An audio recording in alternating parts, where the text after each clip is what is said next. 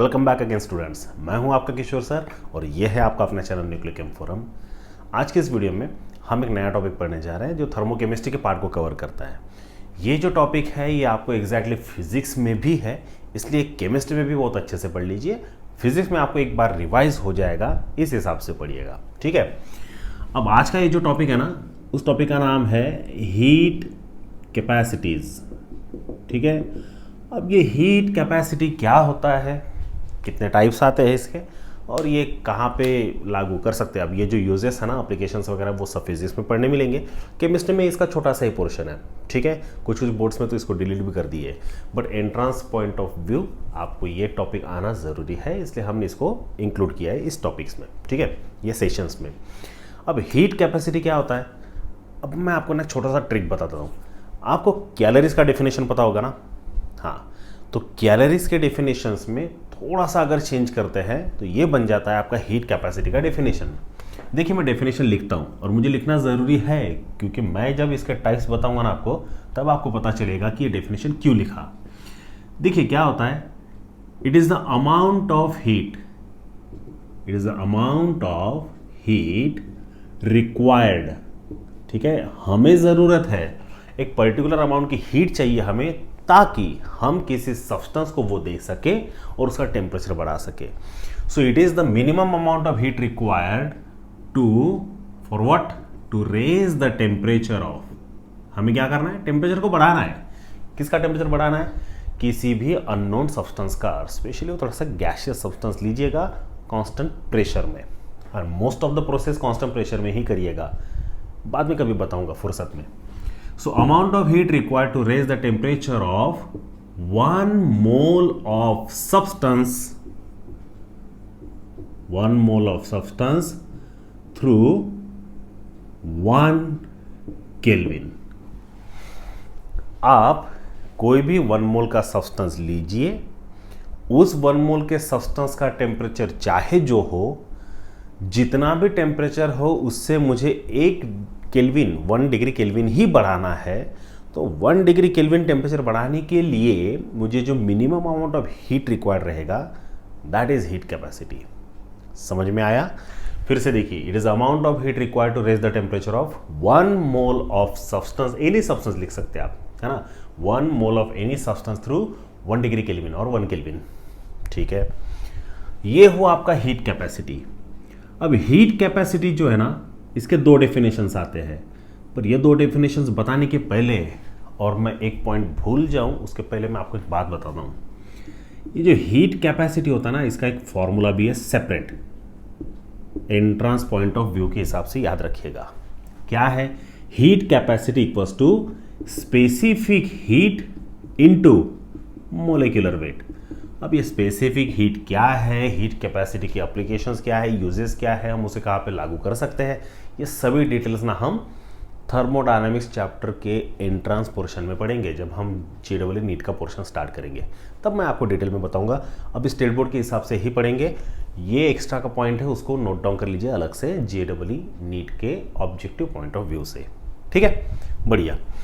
So it is the amount of heat required to raise the temperature of 1 mole of substance through 1 degree Kelvin। 1 degree kelvin temperature बढ़ाना है, किसका, unknown substance का। कितना लिया वो, 1 मोल लिया। 1 मोल क्यों लिया, स्टैंडर्ड कंडीशन में 1 मोल ही लेते हैं, है ना, ठीक है। अब हीट कैपेसिटीज के कितने टाइप्स है कहा था मैंने, 2 टाइप्स होते हैं। सबसे पहला होता है heat capacities eight constant pressure and heat capacities eight constant volume. याद रखिए, हीट कैपेसिटीज के 2 टाइप्स आते हैं, heat capacities eight constant pressure and heat capacities eight constant volume. अब आपने सब्सटेंस यहां पर 1 मोल लिया है, इसलिए आप इसे मोलर हीट कैपेसिटी भी बोल सकते हैं। So heat capacity, molar heat capacity, कोई इशू नहीं है, चल जाएगा और हम चला लेंगे। Eight constant pressure and eight constant volume. अब मैंने आपको ये डेफिनेशन यहाँ पर इसलिए लिख कर दिया क्योंकि एंडिंग में, मीन्स लास्ट पोर्शन में छोटा सा चेंज करना है, तब जाके eight constant pressure and eight constant volume इनका एक डेफिनेशन क्रिएट होगा, तैयार होगा यहाँ पर। कैसे, अच्छे से सुनिए। अब आपको अगर पूछा जाए कि molar heat capacity at constant pressure का डेफिनेशन बताइए, तो आपको क्या लिखना है, सुनिए अच्छे से, amount of heat required to raise the temperature of 1 mole of substance through 1 degree kelvin at constant pressure, यही लगाना है बस इतना सा है। सिंपल अगर लैंग्वेज में आपको बोलूं तो मोलर हीट कैपेसिटी का डेफिनेशन अच्छे से याद कर लीजिए, एंडिंग में एट कांस्टेंट प्रेशर लगाया तो ये डेफिनेशन हो जाएगी, एंड एंडिंग में अगर आपने एट कांस्टेंट वॉल्यूम लगाया तो ये डेफिनेशन हो जाएगी। अब मैं ये क्या ये बोल रहा हूं, अब इसके पीछे कारण, हीट कैपेसिटीज को डिनोट करते हैं कैपिटल सी से, एंड एट कांस्टेंट प्रेशर में हम इसे डिनोट करते हैं सी पी से, एंड एट कांस्टेंट वॉल्यूम में डिनोट करते हैं सी वी से, है ना। ठीक है, अब सीपी का अगर डेफिनेशन आपको पूछते हैं तो आपको क्या लिखना होगा, it is the amount of heat required to raise the temperature of 1 mole of substance through 1 degree kelvin at constant pressure, that is CP, है ना। And amount of heat required to raise the temperature of 1 mole of substance through 1 degree kelvin at constant volume is known as CV. ठीक है, अब ये हुआ theoretical definition, आपने definition लिखना है आपको। ठीक है, अब हम क्या करते हैं ना, ये डेफिनेशन आप इसको ना एक नोट डाउन कर लीजिए, एक रफ आइडिया करके। ठीक है, अब उसके बाद ये हो गया, अब हम इसे मैथमेटिकली एक्सप्रेस करते हैं ताकि ना इसका मैं आपको एक नया ही डेफिनेशन बता सकूं। देखिए क्या है, इसके टोटल ना 6 डेफिनेशंस है। ठीक है, 6 नहीं 5 है। ठीक है, 1 2 3 ये 3 हो गई, ये दोनों की एक अलग से डेफिनेशन है, इसकी भी है, चलो 6 पकड़ लेते हैं। ठीक है, हो गया ये, अब मैं इसे मिटा रहा हूं। अब हम क्या करने वाले, हम करने वाले हैं मैथमेटिकल डेरिवेशन इस पोर्शन का। वो इसलिए करना ज़रूरी है क्योंकि मैं इसका मैथमेटिकल डेफिनेशन बताना चाहता हूं जो आपको याद रखना है। ठीक है, हो सकता है 2 मार्क के लिए अगर ये पूछा जाए तो आप लिख सके, है ना, आप इतने तो भी काबिल बन सके, इसलिए वो मुझे बताना होता है। चलिए ठीक है, फिर अब ज़रा डेफिनेशन को अच्छे से समझने की कोशिश करिए। डेफिनेशन क्या बोल रहा है कि मेरे पास में 1 मोल का एक सब्सटेंस है और उसका 1 डिग्री केल्विन टेम्परेचर बढ़ाना है। 1 केल्विन कितना होता है, बहुत ही निग्लिजिबल है, ना के बराबर। तो एक बात अगर हम कंसिडर करें कि 1 केल्विन का टेम्परेचर अगर बढ़ाना है तो हीट भी बहुत ही कम लगेगी, है ना। तो वो जो बहुत कम हीट लगेगी हम उसे डिनोट करेंगे डेल क्यू से, स्मॉल चेंज इन हीट, है ना। तो what is mean by del Q, it's a small change in heat, right. हाँ बराबर है। अब डेल क्यू अगर ये स्मॉल चेंज है हीट का, क्यों लिया आपने, क्योंकि भैया आपको टेम्परेचर भी तो कम ही बढ़ाना है ना, थोड़ा सा ही बढ़ाना है। थोड़ा सा बढ़ाना है तो हीट भी थोड़ी सी लेनी पड़ेगी, ऐसा पूरा आग तो नहीं लगाएंगे ना मिट्टी का तेल डाल के, वो ऐसा नहीं करेंगे। तो अगर स्मॉल चेंज इन हीट आप अगर सप्लाई करेंगे तब जाके 1 डिग्री केल्विन इतना टेम्परेचर बढ़ेगा। अब डेफिनेशन को सुनिए अच्छे से, ठीक है। अब कोई कंफ्यूज होने की जरूरत नहीं है, समझने की कोशिश करिए। मोलर हीट कैपेसिटी का डेफिनेशन क्या है कि 1 डिग्री केल्विन ये टेम्परेचर बढ़ाने के लिए सॉरी थोड़ा सा टेम्परेचर बढ़ाने के लिए, थोड़ा सा टेम्परेचर बढ़ाने के लिए मुझे कितनी हीट लगेगी, बहुत ही थोड़ी सी हीट लगेगी ना। जब हमारे पास में आंकड़े ना हो तो मैथ्स में कैसे आप एक्स वाई जेड कंसिडर करते हैं, है ना, let X be the, let Y be the, let Z be the, ऐसा बोलते हैं ना आप। वैसे ही थोड़ा सा टेम्परेचर बढ़ाना है तो मुझे थोड़ी सी हीट लगेगी, बट अगर मुझे 1 केल्विन का टेम्परेचर बढ़ाना है ना, ये के है, क्या हुआ आज, ये 1 के है, मीन्स 1 केल्विन। थोड़ा सा टेम्परेचर बढ़ाना है तो थोड़ी सी हीट लगेगी। तो 1 डिग्री केल्विन टेम्परेचर बढ़ाने के लिए कितनी हीट लगेगी, यही जो हम कह रहे हैं ना, it is nothing but molar heat capacity. समझ में आया अभी। तो जब आप इसे क्रॉस मल्टीप्लाई करते हैं तो ये हो जाएगा 1 into del Q upon del T. So it is nothing but C equals to what, del Q upon del T. अब जरा याद करिए, मैंने आपको कहा था कि टोटल वैसे तो 6 डेफिनेशंस है, ये हो गई आपकी चौथी डेफिनेशन। हाँ, याद है चौथी कैसे? सबसे पहला हीट कैपेसिटी का definition, amount of heat required to raise the temperature of 1 mole of substance through 1 degree kelvin. दूसरा सीपी का डेफिनेशन, देन सीवी का definition. Now molar heat capacity का ये दूसरा डेफिनेशन। और दूसरा डेफिनेशन मैथमेटिकली कैसे बोलेंगे? आप बोलते हैं ना डिवीजन को क्या कहते हैं मैथ्स में आप? रेट। डेफिनेशन कैसा आएगा? ये डिवीजन में इसलिए रेट डेल है, इसका मतलब स्मॉल चेंज। स्मॉल चेंज किसका है? क्यू का, with respect to small change in temperature. बरोबर है ना? सुनिए अभी अच्छे से definition. It is the rate of change of heat with respect to temperature. Time नहीं बोलना, थर्मोडायनामिक्स में टाइम कंसिडर करते नहीं। सुनिए डेफिनेशन क्या है? It is the rate of change of heat with respect to small change in temperature. ये molar heat capacity का दूसरा डेफिनेशन है। स्टेट बोर्ड में अगर 1 मार्क के लिए पूछते हैं, ये डेफिनेशन लिखेंगे, मार्क्स मिलने के 99% चांस है।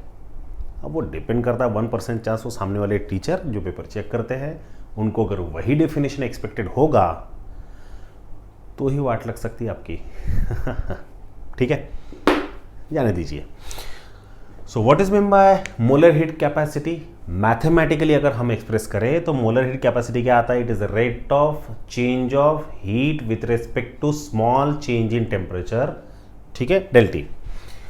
ये हो गया आपका ना सी मीन्स हीट कैपेसिटी का डेफिनेशन।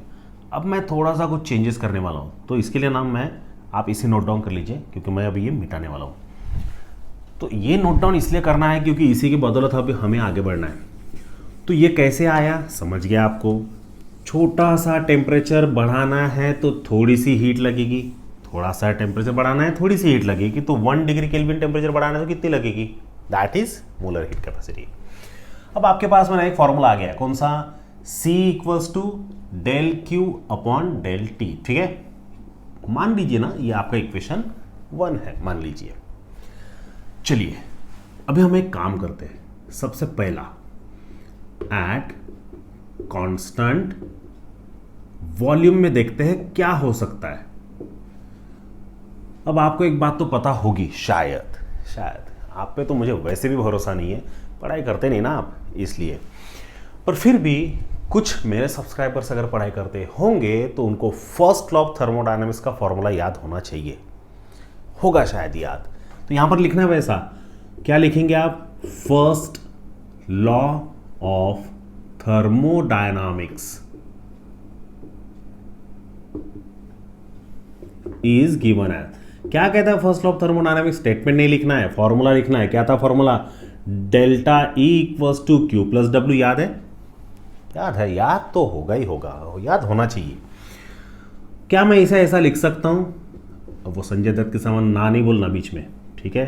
हाँ, Q minus P delta V हम लिख सकते हैं, नहीं तो आप बोले रहते ना नहीं, वो यहां पर नहीं चलेगा। अब delta E equals to Q minus P delta V, क्योंकि डब्ल्यू का formula minus P delta V है। ठीक है, अब हम क्या करेंगे ना, फॉर स्मॉल चेंज, एक छोटा सा चेंज अगर हम इस इक्वेशन में कर सकते हैं तो क्या आएगा? Del E equals to del Q minus P del V. ठीक है ना?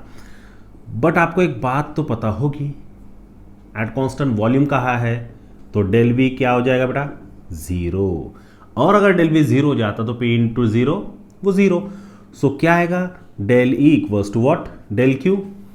समझ में आया? अब ये जो डेल क्यू का वैल्यू है, क्या हम इसे यहां पुट कर सकते हैं? हाँ बिल्कुल पुट कर सकते हो, इतना तो आपको आता है। तो अब हम क्या बोलेंगे? Put value of del Q in equation 1। तो अगर हम इक्वेशन 1 में वैल्यू पुट करते हैं डेल क्यू का, तो ये इक्वेशन हो जाएगा C equals to del E upon del T. But याद रखिए स्टूडेंट, डेल क्यू की जगह पे डेल ई वैल्यू पुट करना ये पॉसिबल तब हुआ जब आपने वॉल्यूम कांस्टेंट रखा। वॉल्यूम कांस्टेंट नहीं होता तो शायद आप डेल क्यू की जगह डेल ई नहीं रख सकते। ये पॉसिबिलिटीज आती है किसकी वजह से? वॉल्यूम को कांस्टेंट रखने की वजह से। ठीक है, बहुत अच्छे। तो इसीलिए हमें इसके बेस में लिखना है V। ये हो गया आपका नेक्स्ट डेफिनेशन। कौन सा? हीट कैपेसिटी का हुआ, Cp का हुआ, Cv का हुआ, देन मैथमेटिकल एक्सप्रेशन जो आया था C का, ये एक हुआ है ना, चौथा, ये पांचवा होगा, देन लास्ट में रहेगा आपका छठवां कौन सा? Cp का। तो अब इसका डेफिनेशन क्या आएगा? अब ये तो कॉमन सेंस आप लगा सकते हैं, कॉमन सेंस तो लगा सकते हैं आप। क्या आएगा? क्या आएगा? It is a rate of change of internal energy with respect to change in temperature या फिर स्मॉल चेंज इन टेम्परेचर। मैं काम करता हूं, लिख कर देता हूं। It is a rate of change of internal energy. क्या कहा मैंने? It is rate of change of internal energy with respect to small change in temperature, है ना, small change in temperature at constant volume. और ये लिखना जरूरी है क्योंकि इसी के बदौलत आपने डेल क्यू की जगह पे डेल ई का वैल्यू पुट की है। अगर डेल्टा वी जीरो नहीं होता, यानी वॉल्यूम कांस्टेंट नहीं होता, तो ये आना पॉसिबल नहीं था। इसलिए आपको ये लिखना कंपलसरी है, बेस में भी, डेफिनेशन में भी। और मैथमेटिकली अगर आप ये एक्सप्रेस करते हैं तो ये लिखना तो बनता है, आप इससे ना मुकर नहीं सकते, वो लिखना पड़ेगा। और आसान भी है ना, लिखने में तकलीफ क्यों करना, आसान भी है ना, ज़्यादा कंजूसी नहीं करना है। Rate of change of internal energy with respect to small change in temperature at constant volume. ठीक है, small change in temperature constant volume, ये बहुत इंपॉर्टेंट है। आप एक काम करिए, ये हो गया आपका सी वी का डेफिनेशन, तो ये सी वी हो जाएगा क्योंकि कांस्टेंट वॉल्यूम में आया ना, इसलिए सी वी हो जाएगा। तो ये हो गया आपका सी वी का डेफिनेशन मैथमेटिकली जो हमने एक्सप्रेस की है। आप इसे नोट डाउन करिए, थोड़ा सा साइड में हो जाता हूं मैं, स्क्रीनशॉट निकालिए, लिख कर रखिए, मैं तुरंत मिटा रहा हूं इसे। चलिए ठीक है, निकाल लीजिए स्क्रीनशॉट। ओके डन, मैं मिटा रहा हूं अभी इसे। ये हो गया। अब हमें क्या करना है ना स्टूडेंट्स, हमें देखना है एट कांस्टेंट प्रेशर। ठीक है, क्या आपको पता है मैं ये रिकॉर्ड कौन से टाइम पे कर रहा हूं? अभी मॉर्निंग के 3:30 हो रहे हैं और मुझे बहुत पसंद है एकदम मिडनाइट में या फिर आफ्टर 2 या 1 AM रिकॉर्ड करना, क्योंकि बहुत ज़्यादा साइलेंस होता है। आपको तो पता है कि जो नेबर्स होते हैं वो कितने हल्ला मचाते हैं, रिकॉर्डिंग में वो आवाज़ें आएगी तो आप ही डिस्टर्ब हो जाएंगे, इसलिए मुझे आपके लिए तकलीफ लेना होता है। चलेगा, पर मुझे भी पसंद है। अब एट अ कांस्टेंट ना प्रेशर, अब देखते हैं कांस्टेंट प्रेशर में क्या आता है। देखिए अभी एज वी नो दैट, अब जैसे कि हमें पता है, क्या पता है आपको? कुछ भी नहीं पता रहता आपको। डेल्टा एच इक्वल्स टू क्या? Delta E plus P delta we. ठीक है, बढ़िया। फॉर स्मॉल चेंज, अगर छोटा सा चेंज कर, ये जो डेल्टा होता है ना, ये लार्ज डिफरेंस है, एंड स्मॉल चेंज जो हम बोलते हैं ना डेल वो स्मॉल डिफरेंस है। तो इसमें क्या हो जाएगा? Del H equals to del E plus P del V. यहां पर आप डेल यू भी लिख सकते हैं, इंटरनल एनर्जी को ई से भी यू से, दोनों से डिनोट करते हैं। तो ये हो गया। ठीक है, अब इसे इक्वेशन ना 2 दे दीजिए थोड़ी देर के लिए। ठीक है, अब also first law of thermodynamics, और फर्स्ट लॉ ऑफ थर्मोडायनामिक्स क्या कहता है? First law of thermodynamics is given as, क्या है फॉर्मूला? हम डायरेक्ट ना स्मॉल चेंज से लिखते हैं। So del E equals to what? Q plus Q minus P del V, sorry del Q minus P del V. ठीक है, ये माइनस पी डेल वी को लेफ्ट में लाइए, क्या हो जाएगा? Del Q equals to del E plus P del V. This is your equation should be 3। Equation 2 and 3 को अगर हम कंपेयर करें तो क्या पता चलता है? Right hand side is same, तो भैया लेफ्ट हैंड साइड भी सेम हो जाएगा और ये लिखना पड़ेगा। तो हम क्या लिखेंगे यहाँ पर students, as comparing equation 2 and equation 3, left hand side is same, so right hand side will also be same, means अब क्या हो जाएगा, लेफ्ट हैंड साइड सेम है ना, sorry right hand side same, as यहाँ पर लिखना है यार, मैं भी क्या कर रहा हूँ, right hand side is same, so left hand side is also same. तो राइट हैंड साइड सेम हो जाएगी, तो डेल एच की जगह मैं क्या लिख सकता हूँ, del H equals to del Q, आ गया ये। Now put value of del Q in equation 1। चलिए फर्स्ट इक्वेशन में वैल्यू पुट करिए, क्या आएगा, c इक्वल्स टू, सॉरी ये c इक्वल्स टू क्या आएगा यहां पर, डेल q की जगह del h upon del t, और ये आना पॉसिबल तब हुआ जब प्रेशर कांस्टेंट था, इसी को हम कहते हैं cp, करेक्ट है ना। अब यहां पर डेफिनेशन अगर आप लिखना चाहे मैथमेटिकल एक्सप्रेशन से, तो यहां पर डेफिनेशन क्या आएगा students, it is a rate of, मैं लिख कर देता हूं, आप मेरे साथ में बोलिएगा, it is a rate of change of, क्या होता है ये, H for enthalpy, it is a rate of change of enthalpy with respect to small change in temperature, correct, at constant pressure, सही कहा आपने, एकदम करेक्ट है, ठीक है। तो ये हुआ आपका सीपी का डेफिनेशन। तो ऐसे टोटल हमारे पास में 6 डेफिनेशंस आए, चलो फटाफट उसको रिवाइज कर लेते हैं, मेरे साथ बोलिए आप। सबसे पहले जो थियोरेटिकल डेफिनेशंस है, क्या है सीपी का definition, amount of heat required to raise the temperature of 1 mole of any substance through 1 degree kelvin. दूसरा है सीपी का definition, it is amount of heat required to raise the temperature of 1 mole of substance through 1 degree kelvin at constant pressure, that is CP. Then है CV का definition, it is amount of heat required to raise the temperature of 1 mole of any substance to 1 degree Kelvin at constant volume, CV हो गया। अब C यानी molar heat capacity का mathematical expression से हमने जो डेरिवेशन किया ना, उसका डेफिनेशन क्या आएगा, it is a rate of change of heat with respect to small change in temperature, समझ में आ रहा है, it is a rate of change of heat with respect to small change in temperature, that is C। उसके बाद में इसके पहले हमने कांस्टेंट वॉल्यूम में कैलकुलेट किए, तो CV, तो CV का डेफिनेशन क्या आएगा students, it is a rate of change of internal energy with respect to small change in temperature at constant volume, CV। And now finally last CP, it is a rate of change of, sorry हाँ, it is a rate of change of enthalpy with respect to small change in temperature at constant pressure. कितना आसान है ना।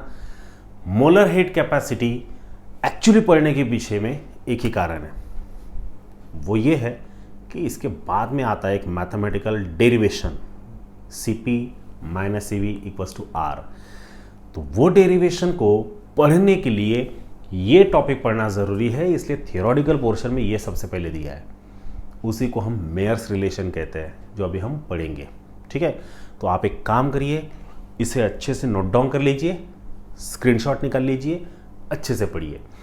वैसे भी description में मैं जो भी मैं पढ़ाता हूँ उसका टोटल डिटेल्स मैं दे देता हूँ, पर डिस्क्रिप्शन में थोड़े से मैथमेटिकल एक्सप्रेशन नहीं आ पाते हैं, इक्वेशंस नहीं आ पाते हैं, सबस्क्रिप्ट सुपरस्क्रिप्ट जो होते हैं ना, वो सेम लाइन में आने की वजह से आपको कन्फ्यूज़न हो सकता है। तो आपको अगर PDF फॉर्म में मेरे नोट्स चाहिए होंगे तो आप मुझे कमेंट सेक्शन में बताइए, मैं आपको भेज दूँगा, ठीक है।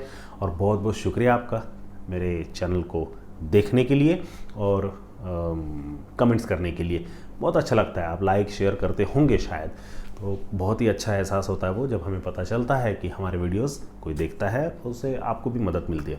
ओके स्टूडेंट्स, तो आप इसे नोट डाउन कर लीजिए। नेक्स्ट वीडियो में हम पढ़ते हैं इसी पे based Mayer's relation. Till then goodbye, thank you so much.